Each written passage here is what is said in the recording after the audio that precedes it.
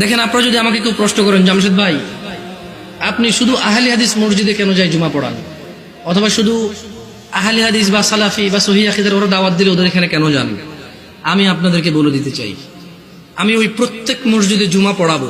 আমি বড় হয়েছি সৌদি আরবে। কোথায়? আমি কোথায় বড় হয়েছি? আমি সৌদি আরব বড় হয়েছি। ওখানে জুমার খুতবা আমরা দুইটা শুনতাম। কয়টা শুনতাম? দুইটা শুনতাম। এবং হাদিসেও এটাই পাওয়া যায়, জুমার খুতবা কয়টা? দুইটা। এখন এখানে আসার পরে দেখলাম যে তিনটা হয়। আমার হিসেবে তো তিনটা, বাট আপনাদের হিসেবে দুইটা। যেমন আপনাদের এখানে ওরা বলছে যে একটা বয়ান, একটা কি, তো আমি বললাম যে বয়ান তো উর্দু ভাষাটার আরবিতে ট্রান্সলেশন করো, অনুবাদ করো। রাগ করিন না, দেখেন কথা বুঝার চেষ্টা করেন। আবারও বলতেছি, না বুঝলে অসুবিধা নাই, ভুল বুঝিয়েন না। বয়ান হলো উর্দু ভাষা, এটার আরবি কন্ত কি হয়? ধরেন একজন সৌদির যদি বলে যে বয়ান, বয়ান বুঝবে? এটা কুয়েতি, এটা ইরাকি, এটা ফিলিস্তিনি, এটা সুরি, এটা এটা এটা এটা